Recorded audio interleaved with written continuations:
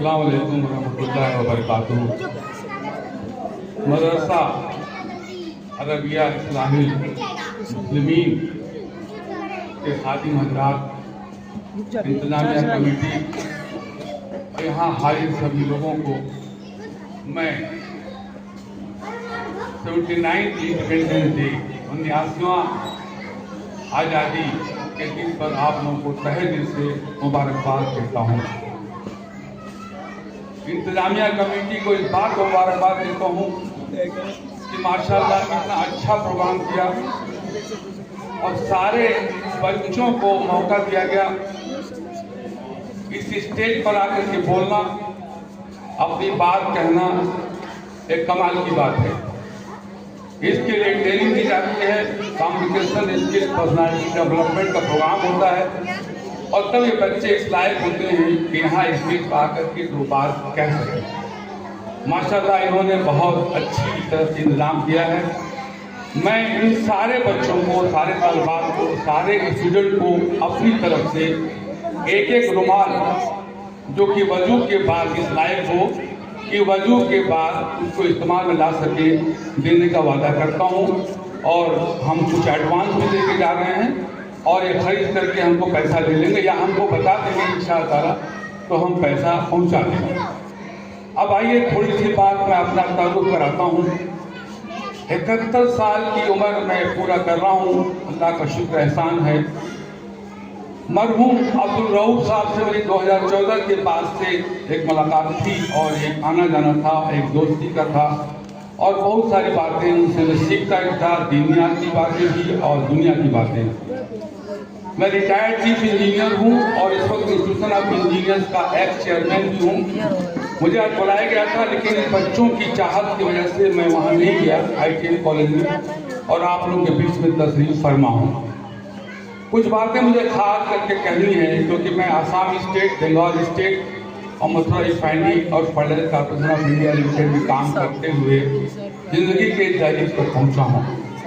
बहुत सारे हालात देखे, सब्र का दामन और अल्लाह के रस्ते को मजबूती से पकड़ने की कोशिश, कुरान पे मुताला करने के बाद कुरान की नसीहतों पे चलना और इन सारी बातों को लेते हुए हम यहाँ तक पहुँचे हैं कि आप लोगों के बीच में तशरीफ फरमा है। मुझे कुछ बात कहनी है। आजकल के दौर में जैसा कि मैं इंजीनियरों के बीच, डॉक्टरों के बीच में आता जाता रहता हूँ, कोई तअस्सुब वाले लोग हमारे साथ भेदभाव करना चाहते हैं।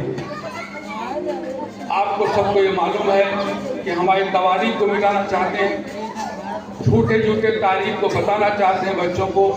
तो मैं इन बच्चों को ताकीद करता हूँ कि हमारी तवारीख को ठीक से पढ़ें, जानकारी हासिल करें और इंशाअल्लाह हम कामयाब रहेंगे। सबसे बड़ी बात यह है कि हमारे कौम के लोगों ने जो कुर्बानियाँ दी, आज उसका नाम इंडिया गेट पर तो 1 लाख का नाम मेंशन है, उस पर तो 63,000 हम अपने लोग हैं। बहादुर शाह जफर से लेकर के सिराजुद्दौला हो या टीपू सुल्तान की कहानी हो या गोरखपुर की तवारीख पढ़िए, कसफुल बगावत में आपको मिलेगा कि सैयद इनायत अली शाह, सरदार अली खां, मुशर्रफ खां, मिर्जा फतेह अली बेग, मेडू खां, वली मोहम्मद, इरादत जहां, जामिल अली, ये वगैरह वगैरह लोगों ने इस मुल्क के लिए अपनी अपनी कुर्बानियाँ दी। काले पानी की सज़ा में लोग भेजे गए और बहुत से लोग फांसी के तख्ते को चूम लिया इस मुल्क की आज़ादी के लिए। तो हम सब लोगों को जो आज़ादी मिली है वो बहुत बड़ी कुर्बानियों के बाद मिली। अफसोस इस बात का है कि हमारे ऊपर इल्ज़ाम लगाए जाते हैं।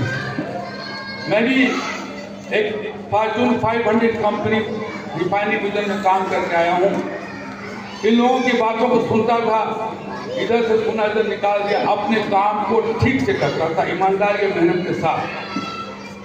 सर पे टोपी लगाए रखना, दाढ़ी रखना और मीटिंगों में जा कर के सिस्टम की बात करना और रिफाइनरी को आगे बढ़ाना, ये मेरा एम था, ये मेरा मकसद था और मैंने इस देश के लिए जो कुछ हो सका किया और आज भी कर रहा हूँ। बहुत सारे बच्चियों का एडमिशन कराना, पॉलिटेक्निक हो, IITM कॉलेज हो, मालवीय इंजीनियरिंग कॉलेज हो, इसे गाइड करना, ये मेरा मकसद है। अब आइए अब बात करते हैं।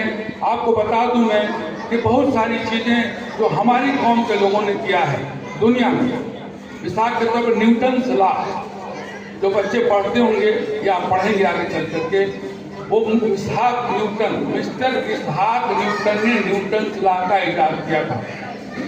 और उस प्रिंसिपल पर हमारे APJ अब्दुल कलाम ने जो रिसर्च किया, जो मिसाइल के अटेंट बढ़ा करके पाकिस्तान के बॉर्डर को पार कर दिया, 2000 किलोमीटर से ज़्यादा दूरी पर निकाला, वो इसी इसहाक न्यूटन लॉ के हिसाब से काम करता है। अलजबरा, इसमें सारे इंजीनियरिंग बेस्ड हैं, सारे इंजीनियरिंग इसी पर कैलकुलेशन किए जाते हैं। ये बगदादी ने जो है इजाद किया था, तो पूरा नाम याद नहीं है। तारों की निशानियां, समुद्र में जाने के लिए खुदनुमा, ये सब हम लोगों की देन है। लेकिन आज हम क्यों पीछे हैं? आज बच्चे माशाल्लाह मैं देख रहा हूँ कि हाफिज़ कुरान बनने के बाद डॉक्टर में, इंजीनियरिंग में कॉम्पिटिशन अच्छा आ रहा है, क्योंकि उनकी मेमोरी तो है, ईमानदारी से मेहनत करते हैं और वो आते हैं अच्छे अच्छे कॉम्पिटिशनों में। इसके साथ ही साथ मैं एक बात और कहना चाहूँगा, कुछ शेरों के साथ जो है, ताकि हौसला अफजाई भी हो और मुझे भी एक शौक़ पैदा हो कि मैं इस इदारे में आप लोगों के बीच में कुछ शेर शायरी बता सका। उसके पहले भारत का संविधान हमारा एक गाइड है। इस संविधान की छेड़छाड़ के लिए जद्दोजहद चल रहा है। नारा था कि 400 से पार। इसका मतलब ये था कि संविधान में छेड़छाड़ करनी है और हम जैसे चाहें हिंदुस्तान को ले जाएंगे। ये इम्पॉसिबल है, किसी कीमत में पॉसिबल नहीं है। हमें उन लोगों के साथ जुड़ना है जो संविधान की हिफाजत के लिए लड़ते हैं, संविधान की हिफाजत के लिए सड़कों पर आते हैं और संविधान की हिफाजत से हमारे मजहब की हिफाजत है, हमारे मदरसों की हिफाजत है, हमारे स्कूलों की हिफाजत है, हमारे लिबास की हिफाजत है। अगर संविधान को बचाने के लिए हम कोशिश नहीं करेंगे तो बहुत ही बुरा हाल होने वाला है।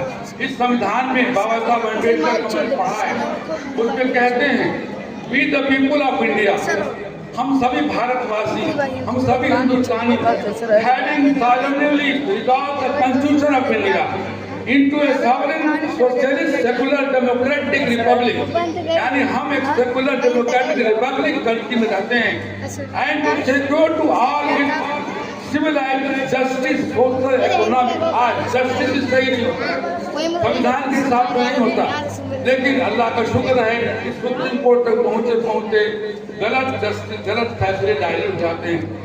Economic and political liberty of thought, expression, belief, faith and worship की आज़ादी है। हमारी मस्जिदों, हमारे मदरसों, हमारे कब्रिस्तानों को जिस हालत है 1947 में उसी हालत में बरकरार रखना है।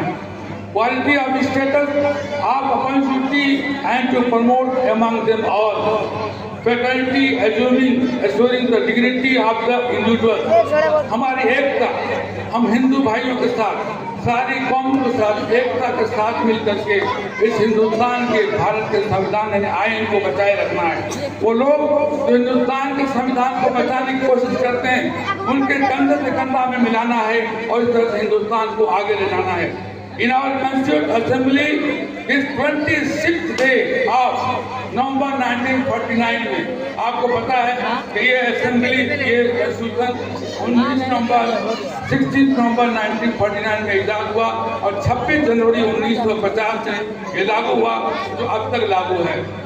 Do heavily adopt enacted to ourselves this constitution। हम इन कंस्टिट्यूशन की रक्षा के लिए कसम खाते हैं और इसकी हिफाजत के लिए लड़ेंगे, जद्दोजहद करेंगे। किसी शायर ने बहुत ही अच्छा कहा है, अगर हिंदुस्तान को आगे बढ़ाना है तो कुछ आरज़ू नहीं है, बस आरज़ू ही है। किसने कहा था यार? ये कहा था अस्तगफुरुल्लाह खान ने कि जब वो फांसी के तख्ते पर चढ़ने जा रहे थे तो पूछा कि आपका आखिरी आरज़ू क्या है? उन्होंने कहा कुछ आरज़ू नहीं है, बस आरज़ू यही है रखते जरा सा कोई बस खाके वतन कफन के। इतनी ज़्यादा मोहब्बत हमारे भाइयों में, हमारे लोगों में और हिंदू भाइयों में, जैसे सरदार भगत सिंह हो या इस तरह के चंद्रशेखर आज़ाद हो या महात्मा गांधी जी हो, सारे लोगों ने हिंदुस्तान की आज़ादी के लिए एक कुर्बानियाँ दी और आज हम इस आज़ादी के जश्न को मनाने में हम लगे हुए हैं और इसको बरकरार रखना चाहते हैं। इसी शायर ने बहुत अच्छा कहा है, मैं 2 लाइन और उसमें बताना चाहूँगा कि हमारा मजहब जो बगावत की बात करते हैं ना कि हम गद्दारी करते हैं, मिसाल है 1947 से पहले भी और आज भी। किसी एक कभी मिसाल दिया हो, मैं बैरों में मैं अपने इंजीनियर से बैठता हूँ और बताता हूँ कोई मिसाल आप हमको दीजिए, फिर बताइए, वो नहीं दे पाते हैं। आप देखिए तो राजा लोग, बड़े बड़े राजा घराने के लोग अंग्रेजों से मिल गए, आज जो बड़ी बड़ी हुकूमतों पर हैं, चीफ मिनिस्टर हैं, सब कुछ हैं, और हमारे नवाब लोगों ने देश की आज़ादी की शहादत दी। आज जिस हालत में है सबको पता है, लेकिन वक्त का फैसला जरूर होगा। तो हम के कहते हैं कि फिदाए मुल्क होना हम हाजिरे किस्मत समझते हैं, वतन पर जान देने ही को हम जन्नत समझते हैं। अगर जरूरत पड़ी तो इंशाअल्लाह ताला वक्त पर हमेशा मौजूद रहे और अब भी मौजूद रहेंगे। इन बातों के साथ मैं अब अपने जज्बात को लगाम देना चाहूँगा। तो उसके पहले फिर 2 लाइन और सुन लीजिए। मुबारक हो सभी को कौमी दिन ये फिर से आया है, मुबारक हो सभी को कौमी दिन ये फिर से आया है। बड़े ही फख्र से सबने तिरंगा फिर उड़ाया है, बढ़ाई प्रेम ऐसा एकता का नाम रोशन हो, बढ़ाई प्रेम ऐसा एकता का नाम रोशन हो।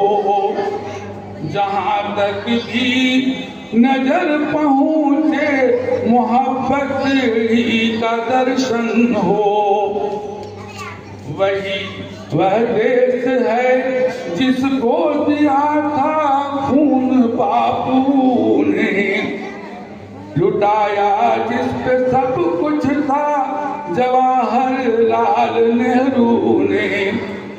पटेल अजमल आजाद बलदेव सिंह जोई सभी ने दी थी कुर्बानी, सभी भारत के सहदाई।